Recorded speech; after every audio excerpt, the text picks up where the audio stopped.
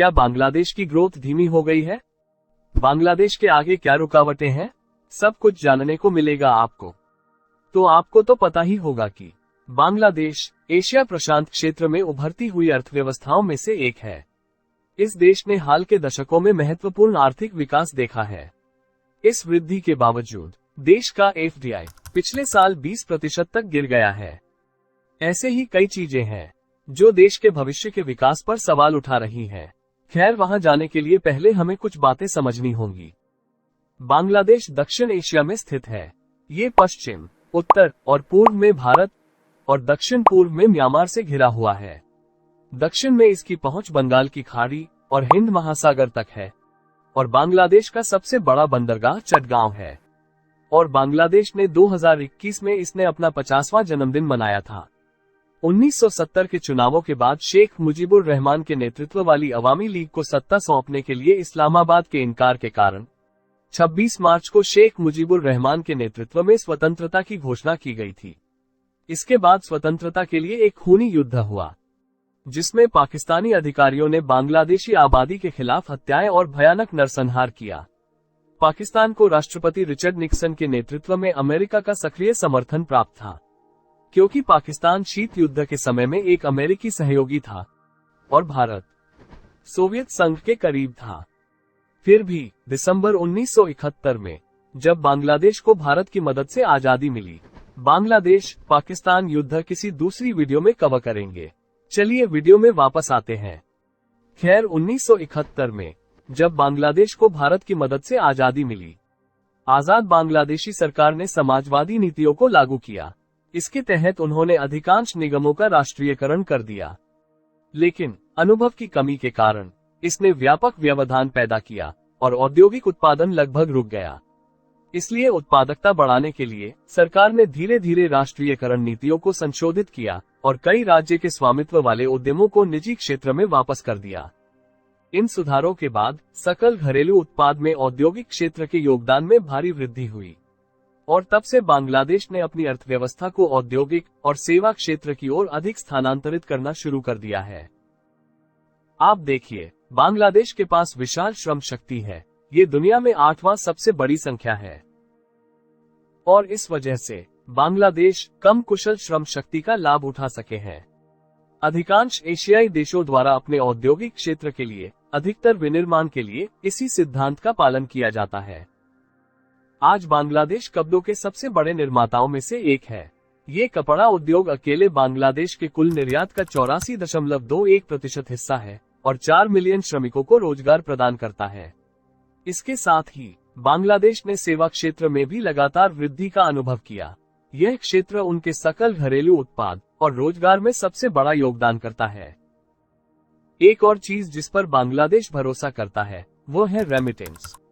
2022 में लगभग 11 मिलियन प्रवासियों ने बांग्लादेश में 21 बिलियन अमेरिकी डॉलर से अधिक भेजे, जो देश के कुल सकल घरेलू उत्पाद का लगभग 7% है। इससे अर्थव्यवस्था में विदेशी मुद्रा का स्थिर प्रवाह बना है। तो वो क्या चीज है जो बांग्लादेश के भविष्य के विकास पर सवाल उठाता है? आप देखिए, बांग्लादेश में विनिर्माण ज्यादा विविधतापूर्ण नहीं है। बांग्लादेश परिधान उद्योग पर अत्यधिक निर्भर है और किसी भी क्षेत्र पर अत्यधिक निर्भरता भविष्य में खराब हो सकती है। एक और बड़ी समस्या जिसका बांग्लादेश सामना कर रहा है वो प्राकृतिक आपदा है। बांग्लादेश भौगोलिक रूप से गंगा, ब्रह्मपुत्र और मेघना नदियों के डेल्टा पर बंगाल की खाड़ी के उत्तरी तट पर स्थित है। इन नदियों का संगम यानी बंगाल डेल्टा दुनिया का सबसे बड़ा डेल्टा है। इस तरह की भौगोलिक स्थिति बांग्लादेश को बाढ़, तूफान, परिवर्तनशील वर्षा और बढ़ते समुद्र के स्तर के प्रति बहुत संवेदनशील बनाती है। पिछली एक शताब्दी के दौरान बंगाल की खाड़ी क्षेत्र में 508 चक्रवात आए हैं।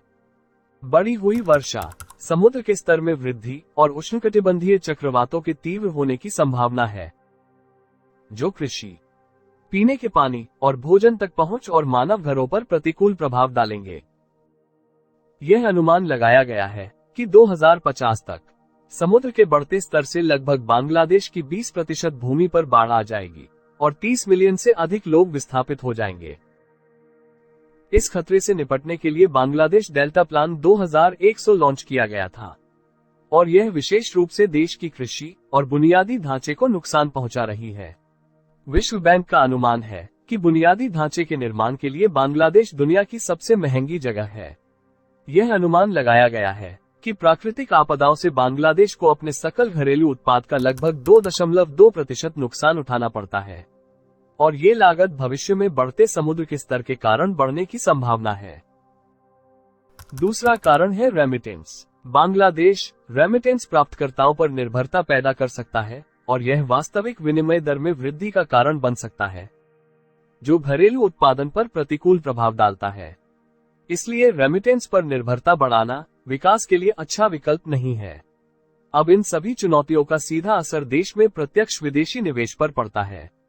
अब विकास को बनाए रखने के लिए केवल सुधार ही देश को अपने विकास को बनाए रखने में मदद कर सकते हैं। उच्च आय वाले रोजगार सृजित करने के लिए बांग्लादेश को अपने विनिर्माण क्षेत्र में विविधता लानी चाहिए। उन्हें व्यापार के लिए अपनी नीतियों में भी सुधार करने की जरूरत है और ईज ऑफ डूइंग का निर्माण करना चाहिए। उन्हें विशेष आर्थिक क्षेत्र स्थापित करने की आवश्यकता है, जिस पर बांग्लादेश की सरकार पहले से ही काम कर रही है। यह अधिक विदेशी कंपनियों और निवेश को आकर्षित करेगा और बांग्लादेश के पास बड़े अवसर हैं, क्योंकि अधिकांश अंतर्राष्ट्रीय कंपनियां China+1 रणनीति का उपयोग कर रही हैं और बांग्लादेश उनके लिए एक अच्छा विकल्प हो सकता है। इससे बांग्लादेश को परिधान उद्योग से अपने उद्योग में विविधता लाने में भी मदद मिलेगी। China+1 रणनीति के तहत विदेशी कंपनियां चीन क्यों छोड़ रही है, उसके बारे में मैंने अपनी why companies are moving out of China वाली वीडियो में कवर किया है, उसे जरूर देखिएगा। इसलिए अंत में हम कह सकते हैं, बांग्लादेश अपनी उल्लेखनीय वृद्धि के साथ एशिया की सबसे बड़ी अर्थव्यवस्थाओं में से एक बनने की राह पर है। आप इस देश के बारे में क्या सोचते हैं, हमें नीचे कमेंट्स में बताएं। खैर, तब तक के लिए अपना ख्याल रखें। और भाई लोग, 98.5% लोगों ने अभी भी चैनल सब्सक्राइब नहीं किया है। अगर आप भी उन्हीं में से एक है तो प्लीज सब्सक्राइब करिए और न्यू चैनल को सपोर्ट करिए।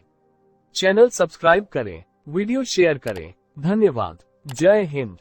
জাতির পিতা, স্বাধীন বাংলার জাতির পিতা মুজিবের পথ ধরো। মুজিব ভাই এসে গেছেন, তাকে আপনারা স্লোগান দিয়ে অভিবাদন দেন। শেখ মুজিব।